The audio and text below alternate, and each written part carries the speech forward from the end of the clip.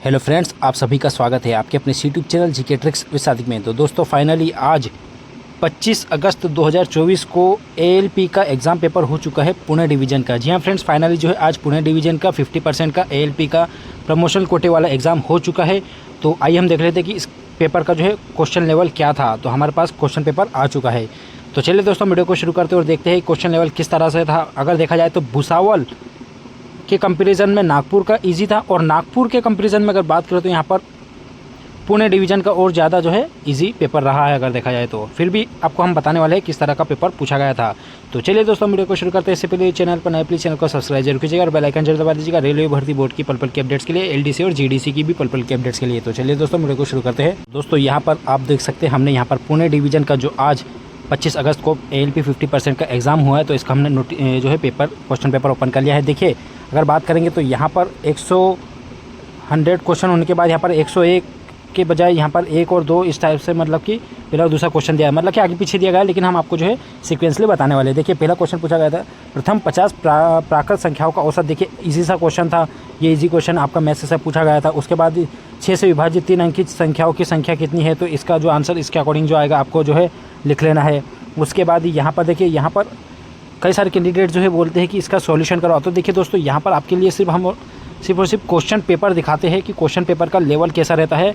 इसको लगाने के लिए आप ये पीडीएफ डाउनलोड कर सकते हैं। इसकी पीडीएफ मैं आपको वीडियो के डिस्क्रिप्शन बॉक्स में अपने टेलीग्राम ग्रुप की लिंक दूंगा। तो हमारे टेलीग्राम ग्रुप से डायरेक्ट ये पीडीएफ डाउनलोड करके आप जो है क्वेश्चन पेपर ये लगा सकते हैं और देख सकते हैं कि आपका क्वेश्चन पेपर लगाने का अभी जो है आपका लेवल क्या है, या फिर हम बोल सकते हैं कि आपकी प्रिपरेशन किस लेवल पर है। तो यहाँ सिर्फ हमारा मकसद सिर्फ आपको क्वेश्चन दिखाना है, और उसके बाद जो है इसका सॉल्यूशन आप खुद करें तो बेहतर है अपने खुद से। जो क्वेश्चन नहीं बनते तो आप हमें कमेंट सेक्शन में पूछ सकते हैं, फिर हमारे टेलीग्राम ग्रुप पर भी पूछ सकते हैं, तो हम आपको 100% उसका सॉल्यूशन बताएंगे। तो देखिए तीसरा क्वेश्चन दिया गया है 1004 को 2 से विभाजित करने पर क्या प्राप्त होता है। तो आप सभी को पता है कि यहाँ पर जो है 502 इसका सही आंसर हो जाएगा। इसके बाद यहाँ पर 106 गुणित 106 माइनस 94 गुणित 94 इसका जो है आपको निकालना था। तो इसको जो है सॉल्व करके आप जो भी इसका आंसर आना था वो आपको लिखना है। तो अगर सिंपल सम देखें तो देखिए 6 36 होता है, इधर माइनस 4 चौक 16। तो 36 में से हम अगर लास्ट के 2 डिजिट अगर घटाते हैं तो यहाँ पर आप देख सकते हैं लास्ट में 0 इस तरह से आएगा। तो ये 660 मतलब कि 3 2, तो इस तरह से जो आपका सही आंसर होना है। तो लास्ट में जो 0 जिस पे आ रहा है वो आपका जो है सही आंसर हो जाएगा। इसके बाद देखिए निम्नलिखित में से कौन सी संख्या अपने वर्ग में जोड़ने पर 240 प्राप्त होती है। तो इसका जो भी सही आंसर होगा आपको लिखना है। यहाँ पर हमारा मकसद सिर्फ आपको क्वेश्चन दिखाना है, सॉल्यूशन करवाना नहीं। लेकिन जो भी क्वेश्चन आपको दिखेंगे तो कुछ क्वेश्चन के हम सॉल्यूशन करवा भी सकते हैं। देखिए आगे दे रखा है 83 गुणित 82 गुणित 8 माइनस 5 का मूल्यांकन जो है इसमें से आपको याद करना था, आपको सॉल्व करके इसका जो आंसर लिखना था। और सभी प्राकृतिक संख्याएँ और 0 को क्या संख्याएँ कहा जाता है, तो इस तरह से आपको लिखना था। तो यहाँ पर जो है अगला क्वेश्चन दिया गया 142 गुणित 16 का इसका जो है सही आंसर क्या होगा। तो इसको जो है आपका आंसर जो भी सही है था आपको लिखना था। इसके बाद ही देखिए यहाँ पर 4505 में अगर 5 से डिवाइड करेंगे तो क्या आएगा। तो देखिए 5 9 45 फिर 0 5 5 901 इसका सही आंसर हो जाएगा। तो ए इसका सही आंसर। इसके बाद देखिए 10,003 में से 999 घटाएंगे तो इसका सही आंसर आपको लिखना था। इसके बाद ही देखिए 9 में हम क्या जोड़े कि 42 आएंगे, तो 19 में क्या जोड़ेंगे तो इसमें जो है 42 आएंगे। तो आपको जो है यहाँ पर अगर इसका देखेंगे तो यहाँ पर 19 प्लस x करेंगे तो x की यहीं पर रहने के 19 को इधर ले जाएंगे। तो देखिए 19 में से हम 42 में से 19 घटाएंगे, क्योंकि इधर प्लस में है तो इधर बराबर के इधर जाएगा तो माइनस में हो जाएगा। तो आप देख सकते हैं कि 12 में से 9 गए तो 3, यहाँ पर मतलब कि 23 इसका सही आंसर हो जाएगा। तो ए इसका सही आंसर होगा। उसके बाद 2 अंकों की सबसे बड़ी संख्या कौन सी है। तो 2 अंकों की आपको सभी को पता है 99 सबसे बड़ी संख्या है। इसके बाद 90 में से 19 अगर घटाएंगे तो कितना हो जाएगा। तो 71 इसका सही आंसर हो जाएगा। फिर इसके बाद ही 20 में किससे विभाज्य है। तो आप सभी को पता है कि 1 से विभाज्य है। 20 1 से विभाज्य है। इसके बाद 2 से, फिर 4 से, फिर 5 से, फिर 20 से भी है। तो यहाँ पर जो है आप इसमें जो है इसका आंसर जो है थोड़ा देखना, मतलब कि इसका हो सकता है कि इसका ऑब्जेक्शन लिया जा सकता है, लेकिन अगर देखा जाए तो 1 से जो है इसका सही आंसर हो जाएगा कि 1 से विभाज्य है इनमें से। इसके बाद ही देखिए x का मान ज्ञात कीजिए। यदि x बराबर 2 गुणित 3 प्लस 11 है तो 2 तिया 6 और 11 मतलब कि टोटल आपका 17 इसका सही आंसर हो जाएगा। दोस्तों अगला 16वां क्वेश्चन दिया गया था 190 में से 87 घटाएंगे और उसमें 16 जोड़ देंगे तो कितने हो जाएगा। तो देखिए यहाँ से जो है टोटल 103 और 190 में से 87 कटेंगे तो 103 हो जाएगा और उसमें 16 जोड़ेंगे तो 119 इसका सही आंसर हो जाएगा, ऑप्शन डी। इसके बाद ये 1000 गुणित 1 किसके बराबर है, तो यहाँ पर 1000 गुणित 1 मतलब 1 के ही बराबर होगा, क्योंकि 1 में किसी का गुणा करो तो वही आता है जिससे गुणा किया जा रहा है।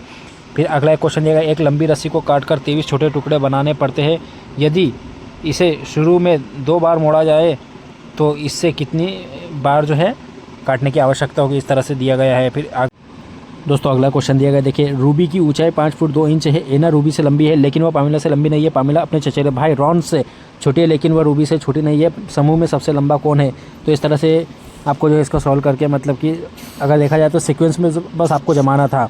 इसके बाद ही देखिए, एक नदी पश्चिम से पूर्व की ओर बहती है और रास्ते में बाई ओर मुड़ती है, एक पहाड़ी के चारों ओर अर्धवृत्त में जाती है और फिर समकोण पर बाई मुड़ती है। आखिरकार नदी किस दिशा में बह रही है, इसको जो है सॉल्व करना था। ये अगर देखा जाए तो एक प्रकार से आपका रीजनिंग का क्वेश्चन आ गया है।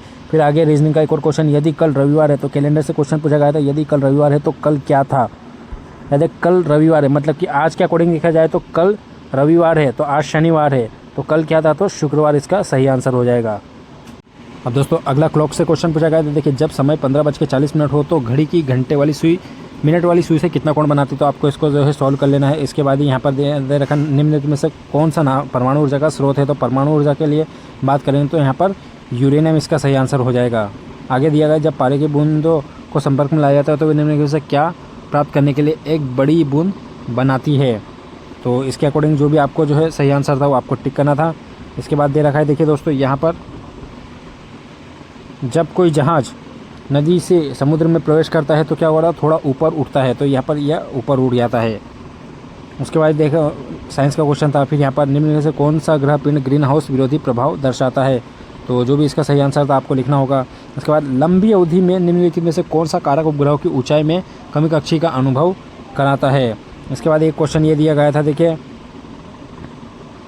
यहाँ पर स्टेटमेंट के तरह दिया गया, देखिए पृथ्वी का वायुमंडल 1 2 3 आपको जो है चूज़ करना था सही विकल्प। उसके बाद पदार्थ की चौथी अवस्था कौन सी है, तो चौथी अवस्था देखिए पहली जो है ठोस है, उसके बाद द्रव है, फिर उसके बाद गैस है, और चौथी कौन सी है, तो प्लाज्मा। प्लाज्मा इसका सही आंसर हो जाएगा। और पांचवी अगर पूछे तो बोन्स आइंस्टाइन कंडेंसेट जो है पांचवी अवस्था है, तो यहाँ पर चौथी पूछी गई है, चौथी मतलब कि आपकी प्लाज्मा हो जाएगी, तो देखिए ऑप्शन डी इसका सही आंसर हो जाएगा। फिर इसके बाद ही क्वेश्चन दिया, देखिए दोस्तों निम्नलिखित में कौन सा सबसे पुराना वेद है, तो ऋग्वेद सबसे पुराना वेद है, ऑप्शन सी।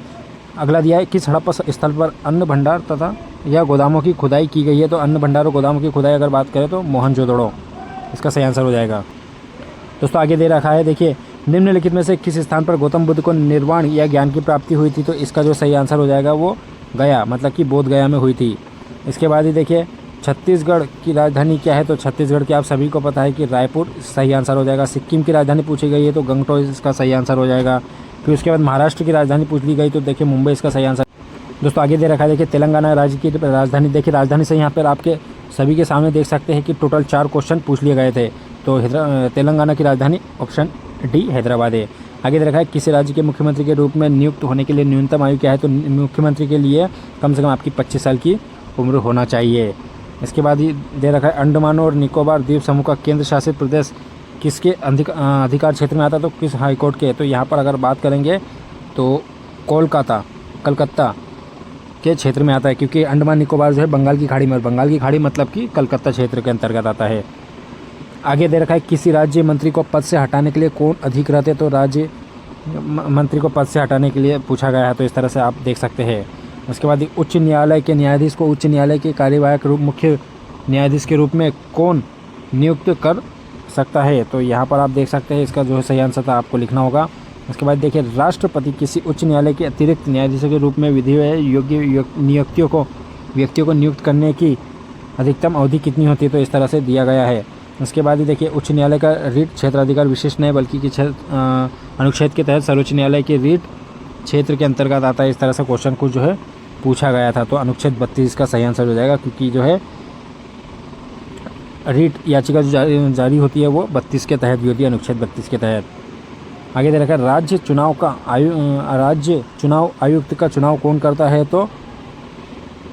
करता है, तो यहाँ पर जो है इसका आंसर आपको जो है उसके अकॉर्डिंग लिखना है। उसके बाद देखिए, केंद्रीय सतर्कता आयोग CBC की स्थापना किस वर्ष हुई थी, पूछा गया था। फिर निम्न में से कौन सा भारतीय रिजर्व बैंक के लेखांकन वर्ष को दर्शाता है, तो जैसा आप सभी को पता है कि अब 1 अप्रैल से शुरू होता है, 31 मार्च को ख़त्म होता है, तो जो है इसका आंसर ऑप्शन ए सही आंसर हो जाएगा। इसके बाद यहाँ पर ELSS का मतलब कि ELSS का जो है फुल फॉर्म पूछ लिया गया था। इसके बाद देखिए न्याय संगत लिंक्ड बचत, ये आपका जो है इसका ऑप्शन ही दिया गया है। अगला 46वां क्वेश्चन पूछा गया था, कौन सा उर्वरक मुख्य रूप से झारखंड के सिंदरी उर्वरक संयंत्र से उत्पादित किया जाता है? तो इसका जो सही आंसर हो जाएगा वो हो जाएगा यूरिया। दोस्तों अगला क्वेश्चन पूछा गया था, देखिए कर्क रेखा भारत के किस राज्य से होकर नहीं गुजरती है? तो इसकी एक ट्रिक है, गमछा झार मित्र पर। तो गमछा झार ये मित्र पर। तो देखिए मतलब कि टोटल 8 राज्य है जिससे गुजरती है। तो गुजरात, मध्य प्रदेश, छत्तीसगढ़, झारखंड, मिजोरम, त्रिपुरा और ये पश्चिम बंगाल। तो देखिए यहाँ पर कौन सा जो है मध्य प्रदेश से जाती है, बिल्कुल सही है, पश्चिम बंगाल से जाती है।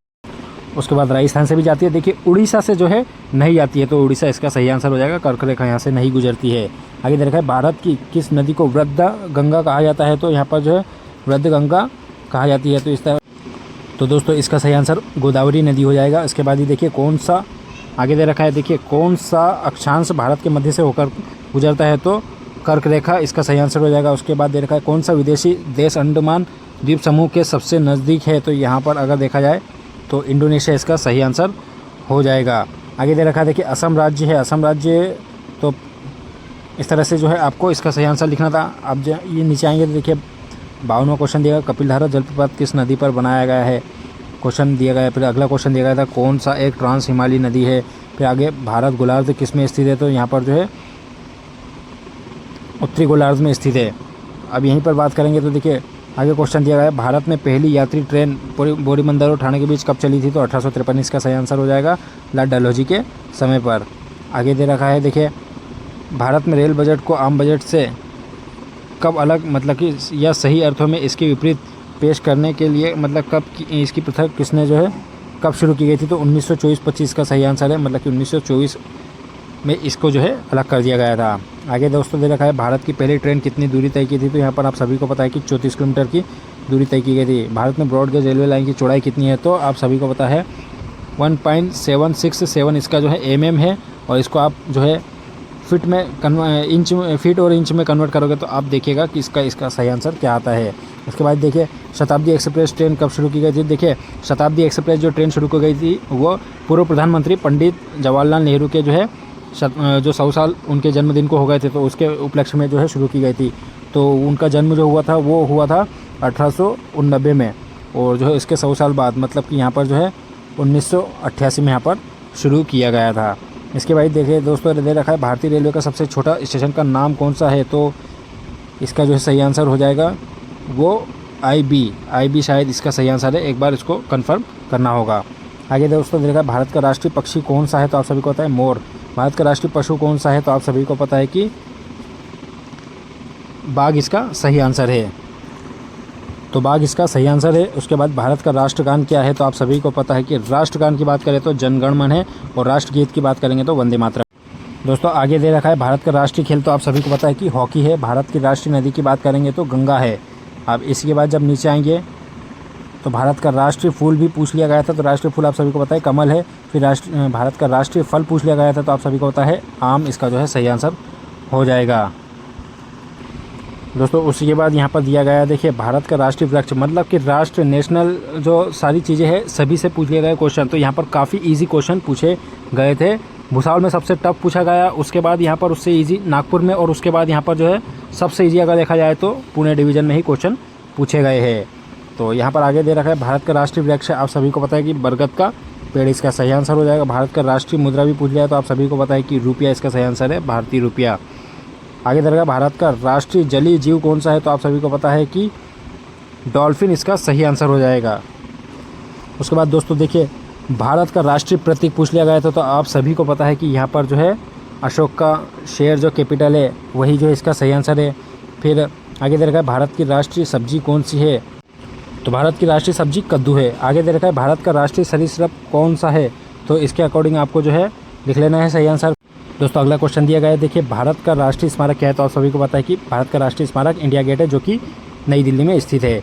आगे दे रखा है कि भारत का राष्ट्रीय कैलेंडर क्या है? तो आप सभी को पता है कि शक कैलेंडर, शक संवत जो है भारत का राष्ट्रीय कैलेंडर है। दोस्तों अगला क्वेश्चन दिया गया है, देखिए भारत का राष्ट्रीय विरासत पशु कौन सा है, तो हाथी इसका सही आंसर है। कि भारतीय राष्ट्रीय ध्वज का नाम क्या है, तो तिरंगा, आप सभी को पता है। फिर नीचे आएंगे तो यहाँ पर भारतीय राष्ट्रीय ध्वज में अशोक का चक्र क्या दर्शाता है, तो इस तरह से आपको जो है क्वेश्चन दिया गया था। फिर आगे दे रखा है भारत का राष्ट्रीय आदर्श वाक्य क्या है, तो आप सभी को पता होना चाहिए कि आदर्श वाक्य अगर बात करेंगे तो सत्यमेव जयते इसका सही आंसर है। इसके बाद देखिए थोड़ा धुंधला है, लेकिन यहाँ पर आपको क्वेश्चन हम पढ़ के सुना रहे हैं। भारत का आधिकारिक नाम क्या है, तो आप सभी को पता है कि भारत गणराज्य इसका जो है सही नाम होगा। फिर दोस्तों आगे क्वेश्चन देगा भारत का पहला राष्ट्रीय उद्यान पूछ लिया गया है, तो जिम कॉर्बेट इसका सही आंसर हो जाएगा। उसके बाद ये देखिए भारतीय राष्ट्रीय उद्यान प्रणाली के संस्थापक कौन है, तो यहाँ पर जिम कॉर्बेट इसका जो है सही आंसर है, क्योंकि पहला जो है इन्होंने ही जो है जिम कॉर्बेट बनाया था, तो उसी का अकॉर्डिंग अगर बात करेंगे। फिर दोस्तों आगे दे रखा है, देखिए कौन सा राष्ट्रीय उद्यान पूर्वोत्तर राज्य असम में स्थित है, तो काजीरंगा यहाँ पर इसका सही आंसर हो जाएगा। एक सींग वाला गेंडा यहाँ पर पाया जाता है। इसके बाद देखिए हाल ही में समाचारों में देखी गई कवच प्रणाली किस संगठन ने विकसित की है, तो कवच जो है इस तरह से आप देख सकते हैं। फिर यहाँ पर जब नीचे आएंगे तो कवच देखिए रेलवे से संबंधित, इसलिए जो है RDSO जो है इसका सही आंसर हो सकता है। इसके बाद देखिए विश्व की सबसे पुरानी सभ्यता पूछ ली गई थी, तो मेसोपोटामिया की जो है सभ्यता है, मिस्र की सभ्यता है, इस तरह से जो आपको इसमें सही आंसर चूज़ करना था। फिर आगे दे रखा है मिस्र को क्या कहा जाता है, तो नील का उपहार, सूर्य का उपहार, इस तरह से दे रखा है, तो नील का उपहार, नील नदी की देन है मिस्र। आगे दे रखा है प्रथम ओलंपिक खेल कहाँ आयोजित किए गए थे, कहाँ पर आयोजित किए गए थे, तो यहाँ पर जो है कब आयोजित किया गया, कहाँ पर दे दिया गया, तो कब आयोजित किए गए थे, इसका जो है इसके अकॉर्डिंग आपको सही आंसर लगाना था। प्रथम विश्व युद्ध पूछ लिया गया था, तो आप सभी को पता होना चाहिए कि यहाँ पर जो है 1914 में स्टार्ट हुए थे। आगे दे रखा है संयुक्त राज्य अमेरिका में नियुक्त प्रथम राष्ट्रपति कौन थे, तो जॉर्ज वाशिंगटन इसके सही आंसर हो जाएगा। फिर द्वितीय विश्व युद्ध कब समाप्त हुआ था, तो 1945 में जो है समाप्त हो गया था सितंबर में, और उसके बाद 24 अक्टूबर में जो है UNO की स्थापना की गई थी। उसके बाद देखिए समुद्री मार्ग में से भारत की खोज करने वाला प्रथम नाविक कौन था, तो आप सभी को पता है कि वास्को डी गामा इसका सही आंसर हो जाएगा।